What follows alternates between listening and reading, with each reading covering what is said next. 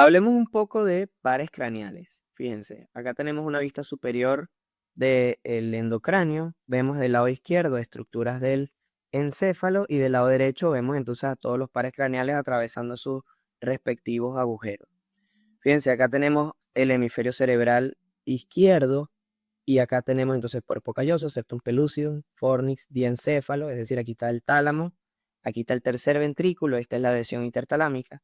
Ese tercer ventrículo se continúa hacia abajo con el acueducto de Silvio para llegar al cuarto ventrículo. Entonces en el acueducto de Silvio está en el mesencéfalo, debajo del mesencéfalo la protuberancia, debajo de la protuberancia el bulbo raquídeo. Fíjense cómo hacia abajo pasa a través del agujero magno y termina llegando al conducto raquídeo, continuándose con lo que conocemos como médula espinal. Bien, entonces vemos acá desde una vista inferior la columna vertebral. Entonces en las vértebras cervicales específicamente vemos el agujero transverso por donde pasan la arteria vertebral. Y aquí entonces en el conducto raquídeo estaría la médula espinal que se continúa hacia arriba con el bulbo raquídeo. Entonces, los pares craneales son 12. Los primeros dos son prolongaciones del cerebro y del tercero al 12 son prolongaciones del tronco encefálico. Comenzamos con el primero, fíjense acá esta estructura, aquí para ubicarnos. Bueno, vamos a ubicarnos acá, que es lo que dijimos que veíamos primero, el borde posterior del ala menor del efenoide y el borde superior del peñasco del temporal. Eso me divide en una fosa craneal anterior, en una fosa craneal media y en una fosa craneal posterior. Importante saber a cuál de las fosas llegan los diferentes pares craneales. Entonces, en la fosa craneal anterior tenemos al frontal y tenemos también al etmoides. Fíjense que acá el etmoides tiene la lámina cribosa. Esta sería la apófisis cristagali. Y esta la lámina cribosa.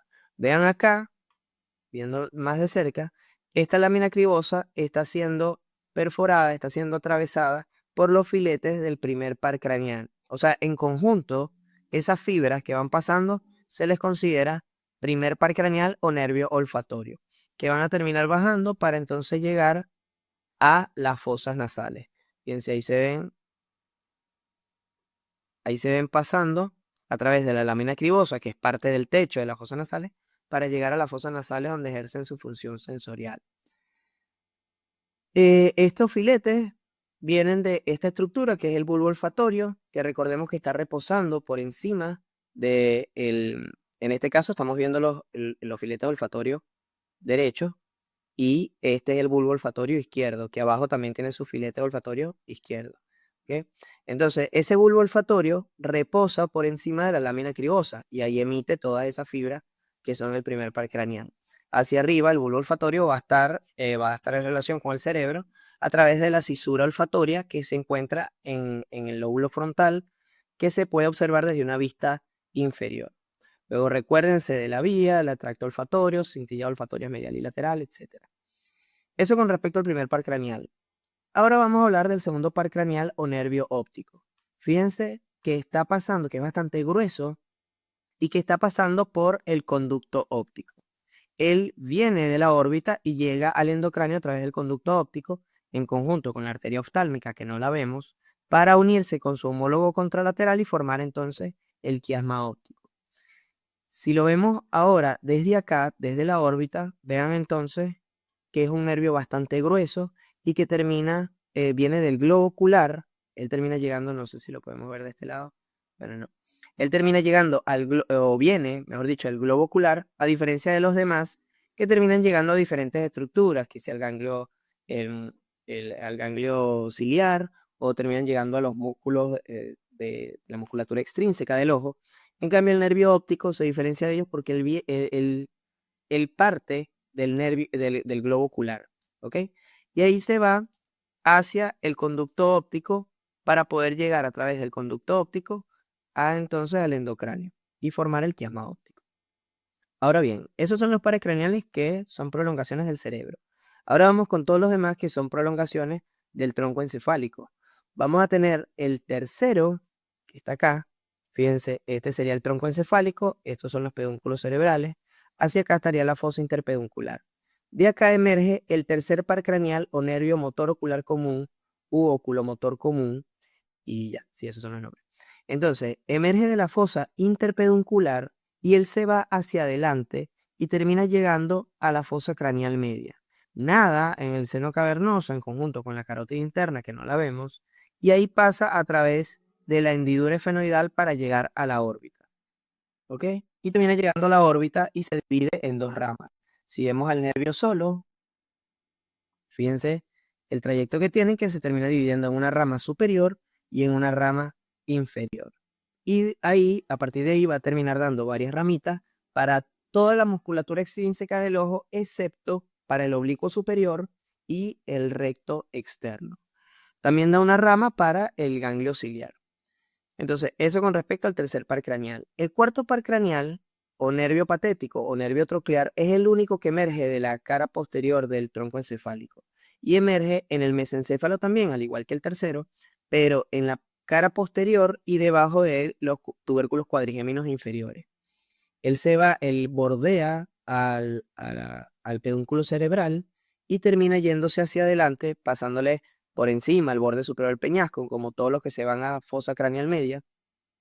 Y llega entonces a la fosa craneal media y nada también en el seno cavernoso para entrar también en la hendidura efenoidal. Luego que entra en la hendidura efenoidal llega entonces a la órbita. ¿Pero a dónde se va en la órbita? Bueno, se va a ir hacia interno. ¿Por qué? Porque recordemos cuando estudiamos frontal, que el frontal tenía una fosita acá interna, que se le llamaba fosita troclear, y una fosita acá externa, que se le llamaba fosita lagrimal.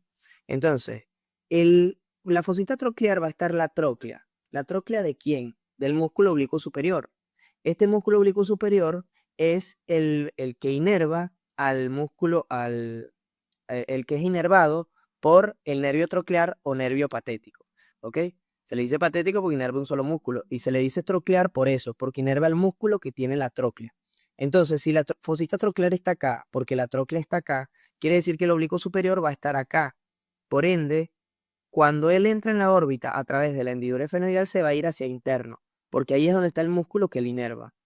Por otra parte, tenemos también el sexto par craneal o nervio motor ocular externo o nervio abducens. Se le dice motor ocular externo porque también es parte de los nervios oculomotores. Recordemos que los pares craneales oculomotores son el tercero, el cuarto y el sexto. Entonces es motor ocular porque inerva músculos del ojo y también se le dice externo porque inerva específicamente al recto externo. A diferencia del motor ocular común que inerva a varios músculos, en común inerva a varios músculos. En cambio, el patético inerva uno solo, que es el oblicuo superior, y el motor ocular externo inerva uno solo, que es el recto externo. Además, al inervar este músculo provoca que va a estar en la parte más lateral, va a provocar que el ojo se mueva hacia afuera, o sea, provoca una abducción. Por eso también se le llama nervio abducens.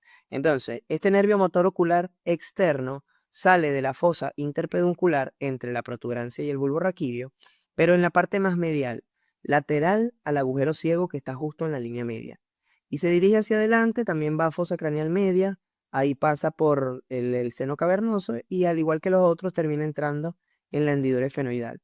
Luego que entra en la hendidura efenoidal, entonces pasa a la órbita. Cuando llega a la órbita, ¿qué hace? Se va hacia externo.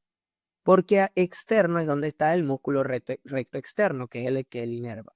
Entonces, de los pares craneales que están en la órbita, ahí todavía falta uno, que lo vamos a ver cuando hablemos de nervio trigémino, pero de estos que ya hemos hablado, vamos a tener al nervio óptico, que cómo lo diferenciamos de los demás en la órbita, porque es mucho más grueso y porque, por tres cosas. Uno, es mucho más grueso.